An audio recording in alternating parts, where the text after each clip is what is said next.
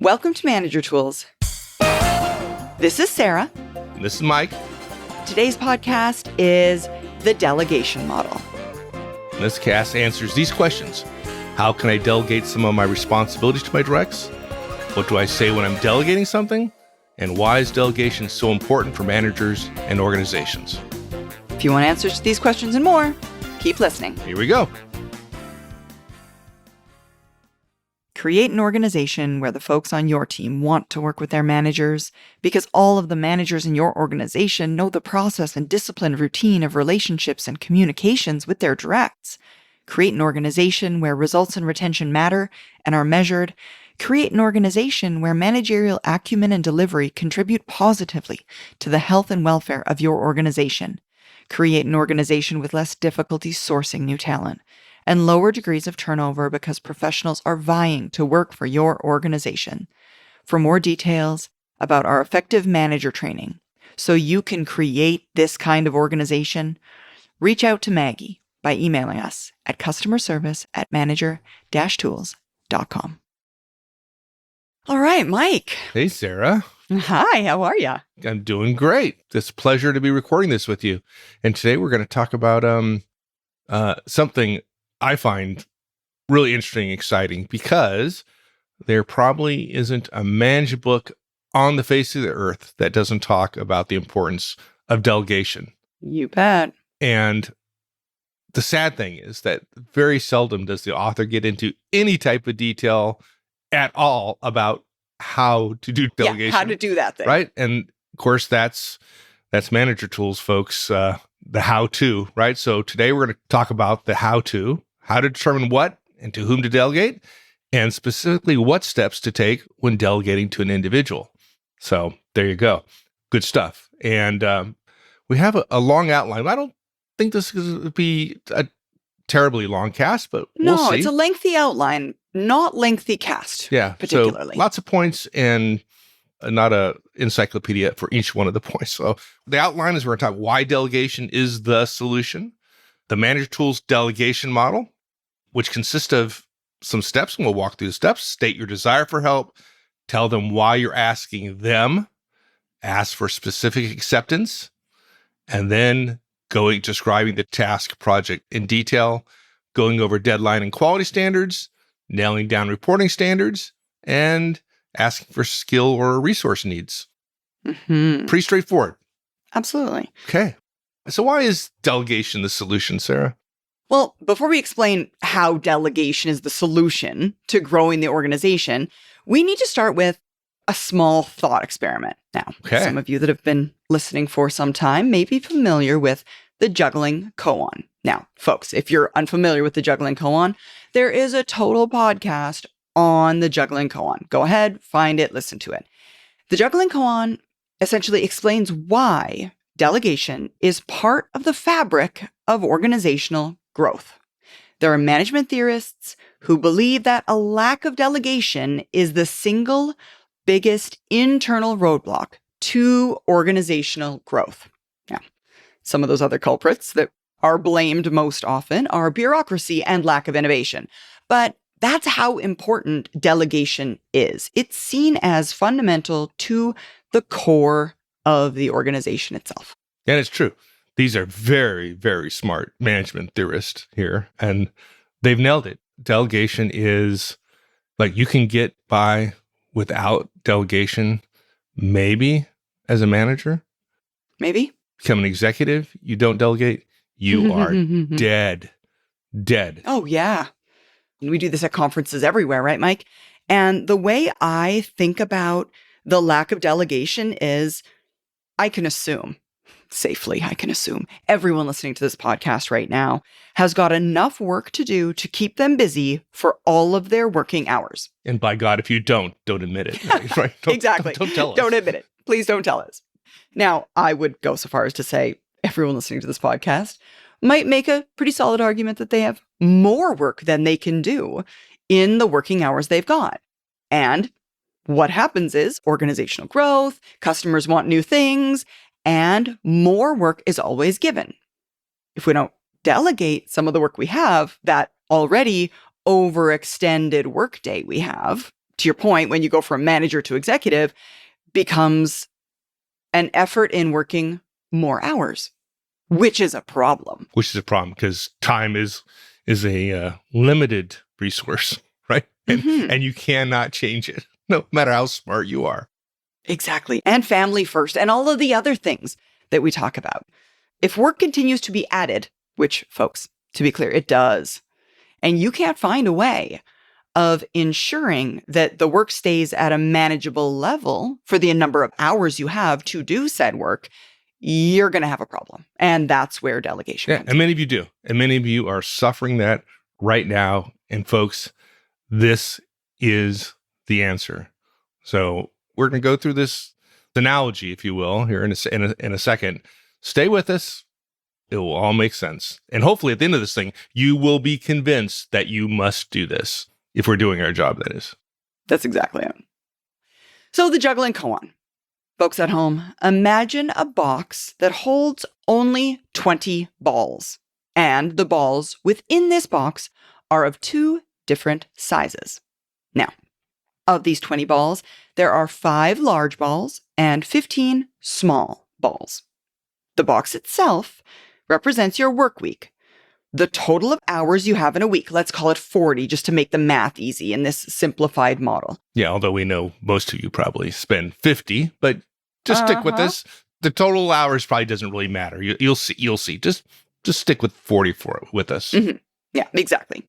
So these balls fill up the box because you spend time on all 20 balls every week.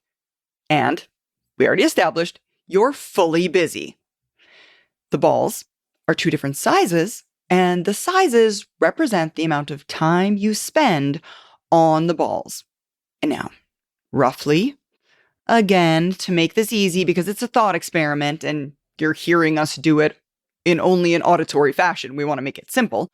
The large balls each take 5 hours a week, and the small balls each take 1 hour a week. So we'll do the math. 5 times 5 is 25 hours, plus 15 hours for 1 hour per week balls, which comes to a total of 40 hours. And perhaps most importantly, we grant that you have accurately assessed the relative importance of all of the balls and therefore are spending the appropriate and necessary amount of time on all of them. What that means is those 5 large balls are the most important things you do for your company. We're also going to assume that your box is full. We already talked about it earlier, right? You have a full work week. You're fully employed. You're totally engaged. You're spending the entire 40 hours. So that's represented by the box having no more room for any more balls. If it helps you visualize it, let's think all the balls are a grayish blue color. Come to different colors later. So every week, you're having to manage in this case being work on, the 20 balls you've got. But last week, the CEO just signed a new $8 million account for your growing company. Now, the CEO doesn't have enough time to do everything she used to do and support this new high-end client. So she delegates part of her previous responsibilities to one of her directs, whom is your boss. Well, okay, so we're going to assume here that your boss's box was probably already full, right? Just like yours and the CEO's and everyone else's in the organization, okay? So that means that your boss has just given you a new big ball, right? So now you have got 21 balls, the newest one being orange. This new ball you're being handed is orange. The rest are, we're going to say gray-blue. A Manager Tools ball, if you look at our logo, right? And this ball is a big ball. So you now have 6 big balls and 15 small ones. Uh-oh, we have a problem. We already established your box was full. Right. Before this new ball got added to it. And before we start finding a problem, let's establish the fact that this is a problem. We're going to give you some natural constraints That is, for the purposes of our analogy, you cannot work more hours. Again, family first. You can't just add more hours to the day because who suffers? The people at home.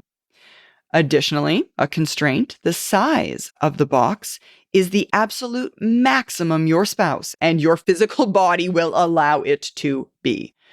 Yes, you could potentially, periodically, if needed, work longer hours for short stints, but that still won't give you enough time to be effective at these new 21 balls on a consistent basis. Okay, but wait. I'm going to work smarter, Sarah. Mm-hmm. Don't work harder, work smarter. Yeah, folks. Over time, we can all get smarter about our work. We can do more over time. So in this analogy, it would mean that your balls over time are shrinking in size. Okay. Again, over time. But that happens gradually. Not overnight. Right? It happens gradually. You get smarter, you get more experience, you're not smarter immediately. So that isn't the solution to this juggling koan, right? You can't instantly get smart at everything else, saving yourself the time to be able to do the work required for this new orange ball too. Exactly. And Mike, I think to myself, folks might also be thinking automation. Again, though, folks, automation doesn't happen overnight. Automation requires time. I mean, I work with the constraints of a tech team over here all the time, and they can't just automate a bunch of stuff for me overnight. It's got to be scheduled, and it's got to happen over the course of time. So again, automation is not an option in an effort to overcome this new ball. Now, unless you're in the habit of telling your boss no all the time, that's not a solution either, right? So if you're looking for a solution, you just can't say, oh, hey, boss, I'm full up, got no more capacity. No, I'm not going to do it. Mm-hmm. Mark will often say this is a historical IT solution, right? Because, prior to more agile and DevOps, software development, do those things, create more capacity and more flexibility about how they get work done. But it used to be many, many years ago, IMT managers had a rigid mathematical construct when presented with more work. They said, oh, I have 10 guys. They can program 100 lines per hour.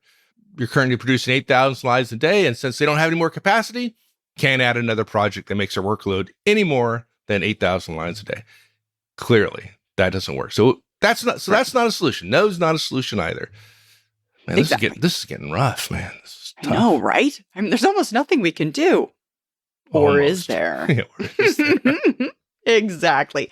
Okay, so folks, the reason that for a long time, I'm going back to Mike's previous example with IT managers, the reason for a long time that CIOs generally didn't become CEOs was because they saw these resources, number of hours, as finite and didn't work out a way to make more things happen given those constraints. That is, you can't make someone responsible for the organization when they can't help the organization grow. And seeing hours as finite creates a situation where the organization, by definition, can't grow.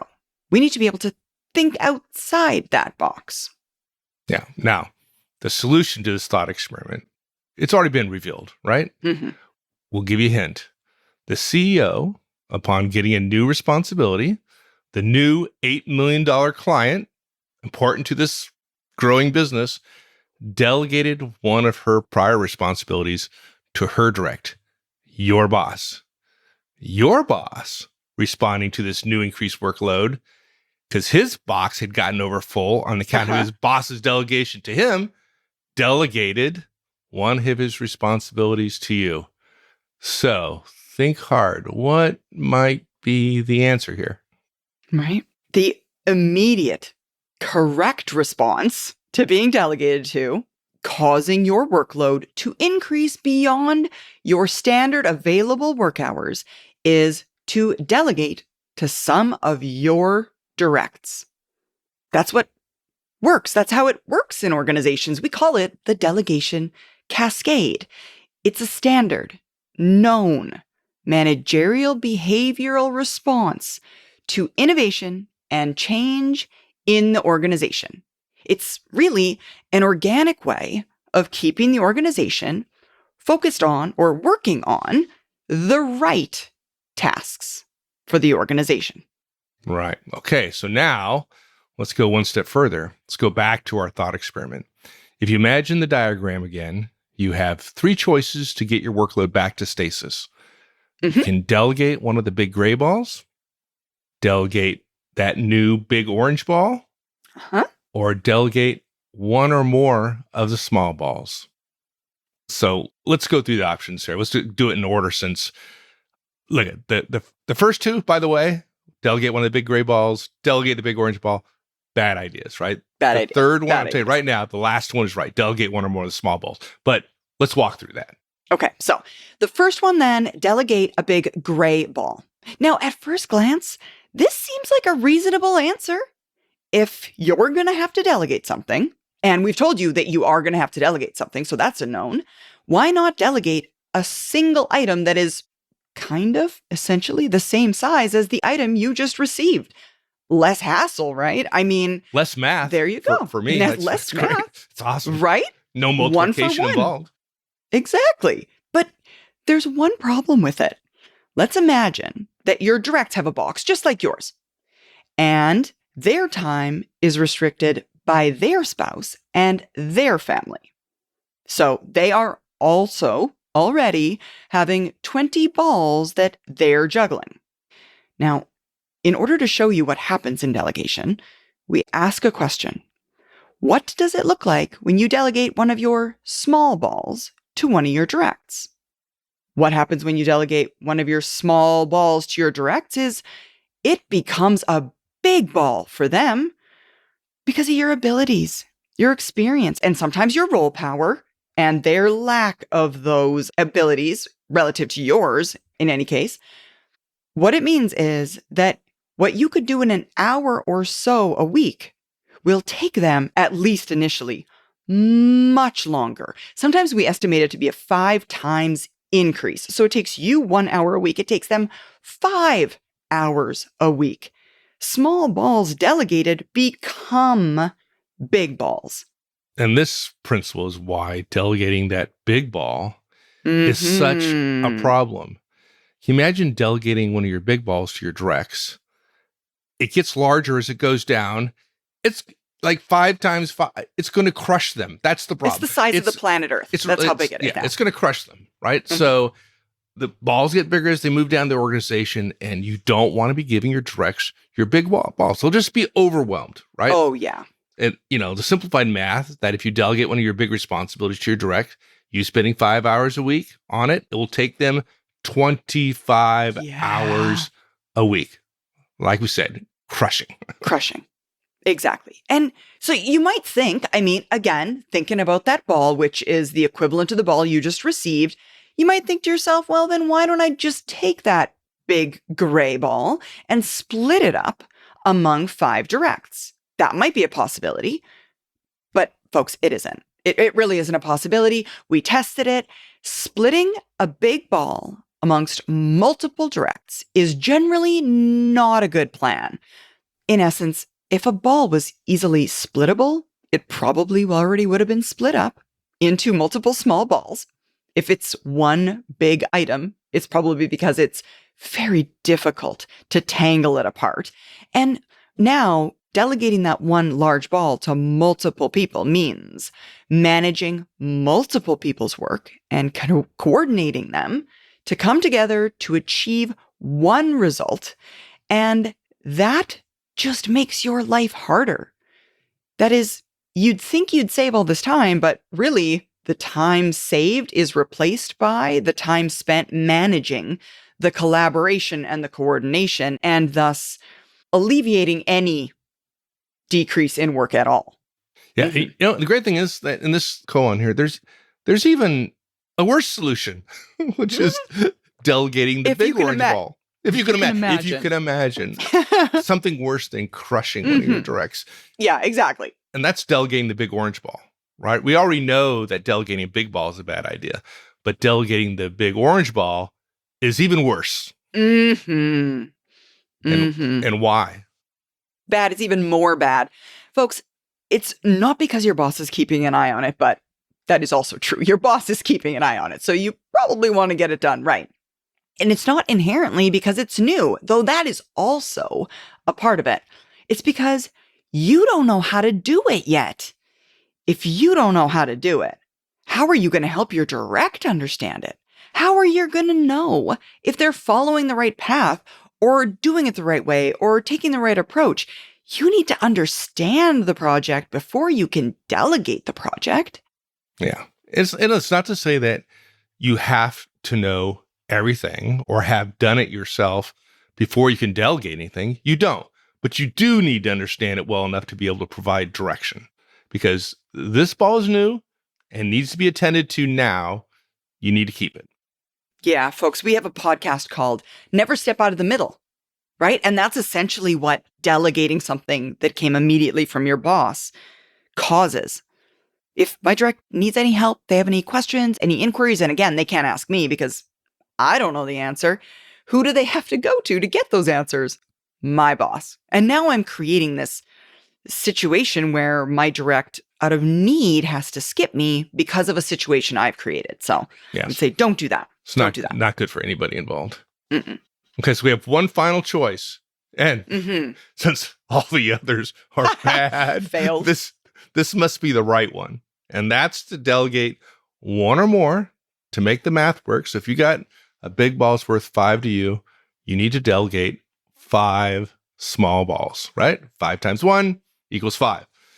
So think about the diagram again. 5 small balls are equal to size 1 big ball. So in order to have enough time for you to do the work that's required, you need to make enough room for that one big orange ball that your boss gave you. You need to delegate 5 of your small balls.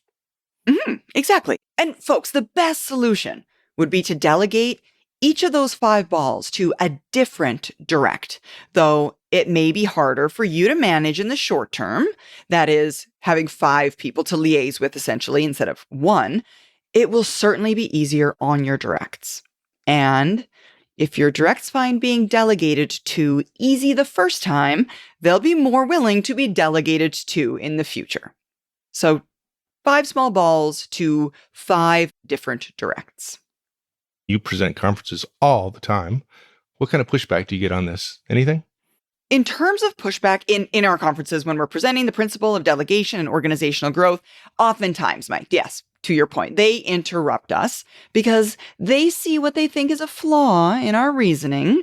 That is, the CEO comes in with this new $8 million client and as a result, delegates one of his small balls to the VP, which becomes big at the handoff. The VP delegates one of their small balls, which becomes big to the director. The director delegates one of their small balls to the manager, who takes on the new big ball. And the manager delegates a small ball to the individual contributor. But now we ran out of people. The individual contributor now has 21 balls, and the individual contributor has no one reporting to them. So how does this increase organizational capacity? And now the way we can save the most time in our guidance is just tell you an easy answer. And the answer is delegate to the floor. The individual contributor doesn't have people. Yeah, they just stop doing something. Oh my God. Oh God, can't do that. Folks, right. This is how organizations grow. This is how organizations focus on the right things. I'll tell you a quick story, Sarah. I've probably told you before. Yeah. I was a IT director at one point, way back in my career. And we went through this exact exercise. So just imagine this ball coming down, big orange ball. So I had to go find capacity. So in my office, those of you who don't know what green bar paper is, that used to come out of computers. You're younger than me. Right? So these reports, and they went all over the organization. I had an entire organization. I had 4 or 5 people who did nothing but produce this report. This is what they did. This is their living. And I saw this report, and it was in my office because I was supposed to be reading it. I read it. I couldn't figure out why this pertained to me at all. So I started asking questions. I went around the entire organization, went to the CFO, and went all over the place. This report that I had 4 or 5 people doing nothing but reporting was produced was it once a month, once a week? I can't remember whether it's monthly or weekly. Regardless, nobody read it.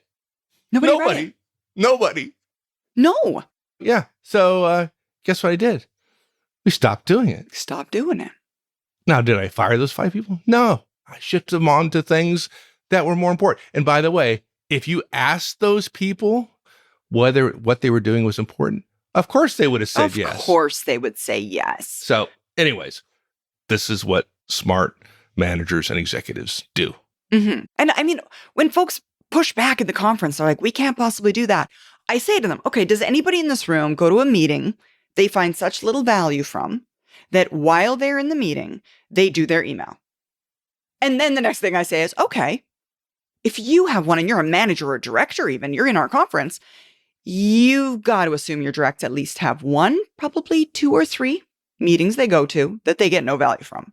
And, and they deliver no value. Reporting. And they deliver no value. Exactly. Do you create a report that you're pretty sure no one's reading?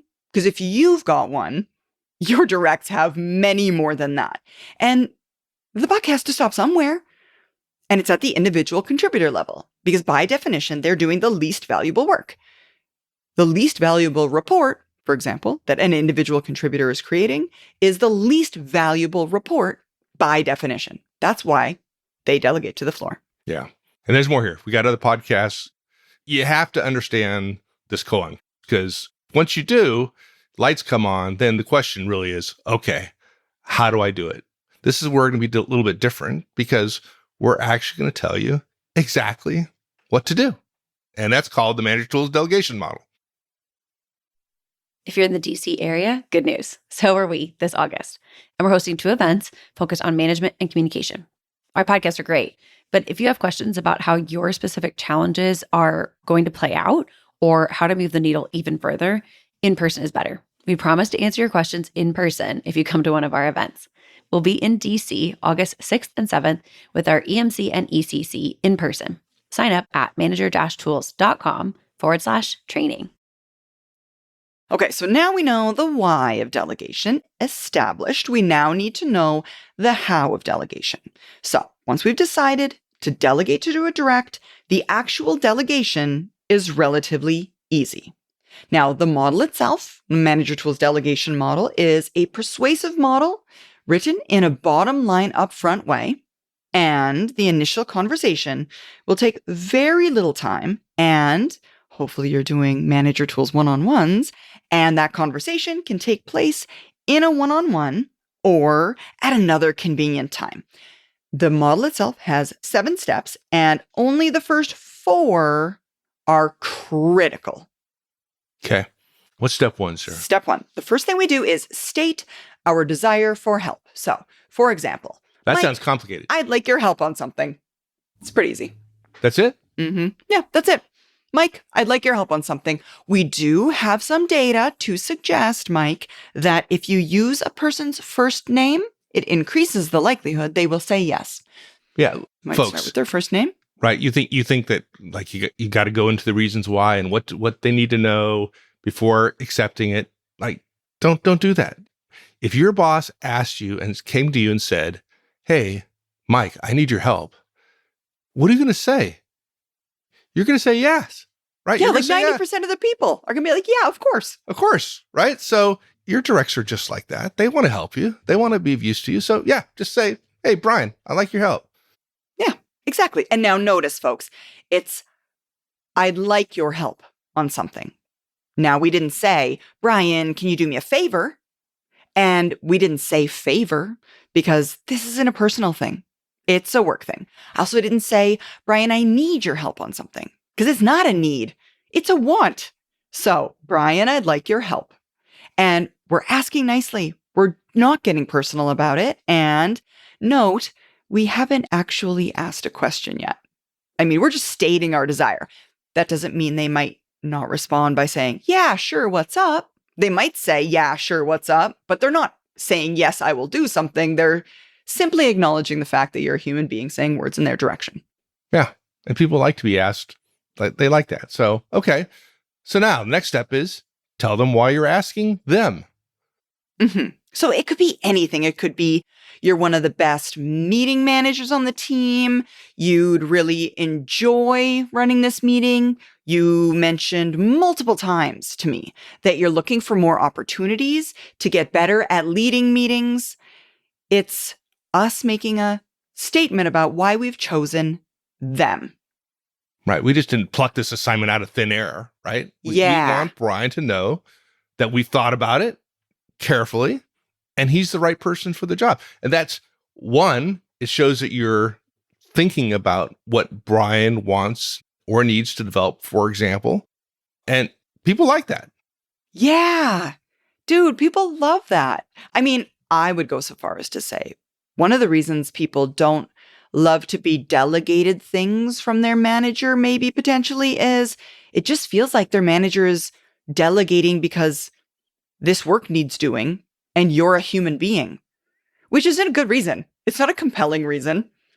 It's not beneficial to the individual. And sometimes I find managers don't like delegating because they feel like delegation is a punishment, because they haven't thought through why this person, why this item, and identified something that would be truly useful, beneficial, valuable to that individual.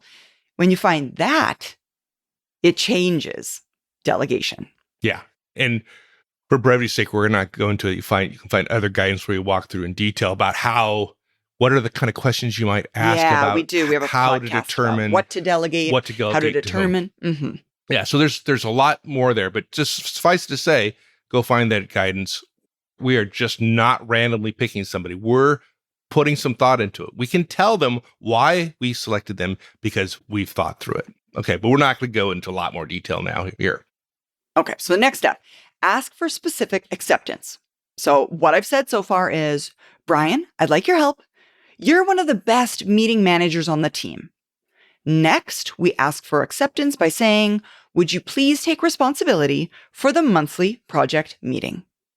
Yeah, now a lot of people are surprised here because you didn't give Brian all the details before you asked for acceptance, right? We asked for acceptance, then we go into the details. And our data shows that 81% of directs will say yes at this point without even heard much, if any, of the details. Yeah, like just automatic yes. Automatic yes. And folks, there's a specific reason that we ask the question itself before we describe it in detail. Because if they don't say yes, they're likely to say something like, well, I could, but I'm worried about my workload. Or, well, yeah, but I don't know how to do that thing. Or, I don't think I can because of the monthly end run, and that's required next week, and I'm kind of slammed. And when we ask the question, we get some insight into what their objection is. Yeah. And if you're a salesperson, you're loving this, right? Because right, salespeople love objections because the objections give them a clue as to what the concerns are of the person they're talking to, what they need, what their needs, what their wants, what their desires are, their concerns. So you might say, well, if I can sort out your workload, will you be able to do this work? Or if I can teach you how, will you do it? Or if I can solve the monthly end run problem, will you agree? And the person will either give you more concerns, in which case, just repeat the step, or say yes, and then you can move on. Exactly. And folks, asking the question early on, well, it does a few things. One, you know what their objection is.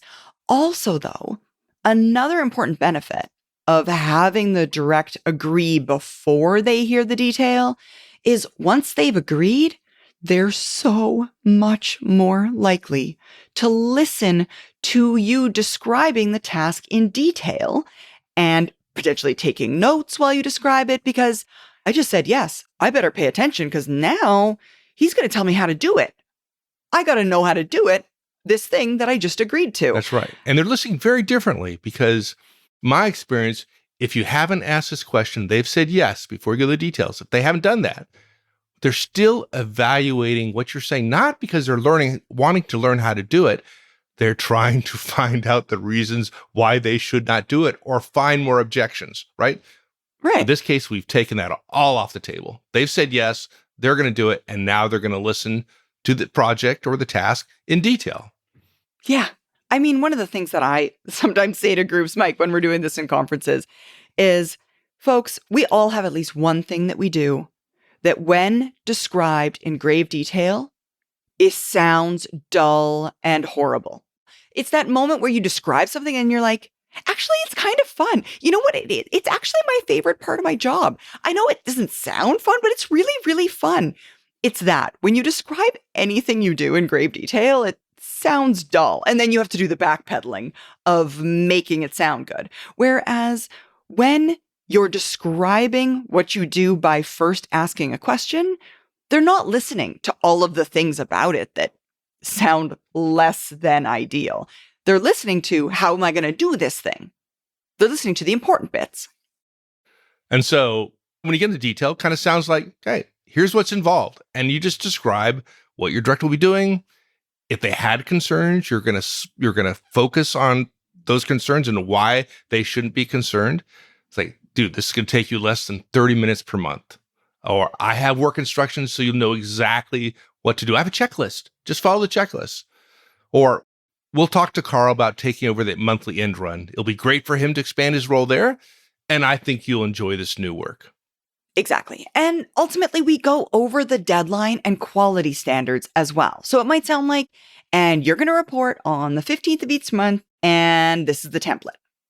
Now, note, when you're covering the work, don't forget to define the quality standards. Remember, the whole point of delegation is that you free up time so that you can do that next big ball that has come down to you from your boss. And if you spend your time improving your direct's work because you didn't explain the quality standard enough, you've totally wasted your opportunity. Now, that's not to say that there won't be a quality dip while your direct gets used to the new work. There almost certainly will be. A person who's never done something before almost never does it as well as someone who's had years worth of practice, like you have. Right. When you started doing it, you had a quality dip. Okay. Exactly. But folks, the detriment to the organization will be short-term. And that short-term quality dip is nothing to the organization compared to the long-term gain in the expansion of the ability for the team and organization to get more work done. And remember, your direct doesn't have to do it as well as you're doing it now. They only have to do it as well as you did it the first time you did it yourself. And we know that that drop is obviously acceptable because you didn't get fired for how poorly you did it when you first did it yourself. Otherwise, you wouldn't still be in the role. They forgave you, they'll forgive your directs. And the next, nail down reporting standards, right? So they could say something like this. I want weekly updates in our O3 with any concerns. I mean, it could be as simple as that. Whenever we allocate work, we also need to include reporting standards. If it hasn't been reported on, in our world, it hasn't been done. Like, you don't want to be in a position where you have to chase after your directs and find out whether they've completed the work that you've allocated to them. You're, once again, wasting the time that you've gained by delegating in the first place.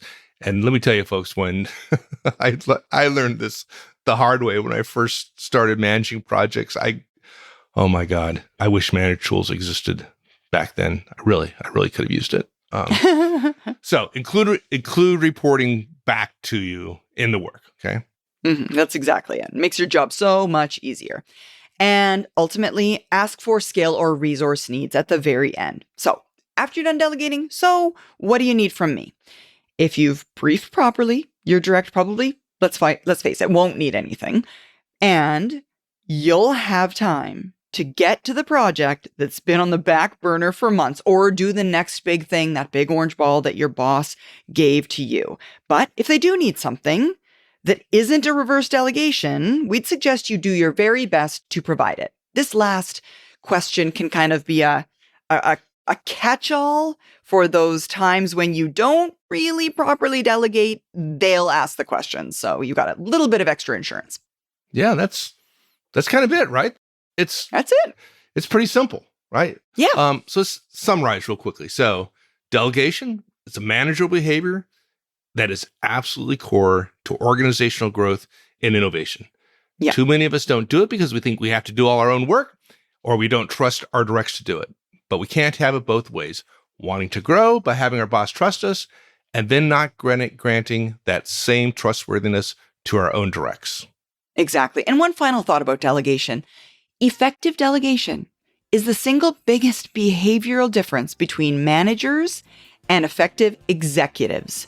If you harbor any desire to gain more responsibility, you have to be willing to share what you're working on now with your directs. If you don't learn delegation as a manager, you're never going to make it as an executive. Sarah, thank you. That was awesome. I enjoyed that. That was really good. That was great. Thanks, Mike.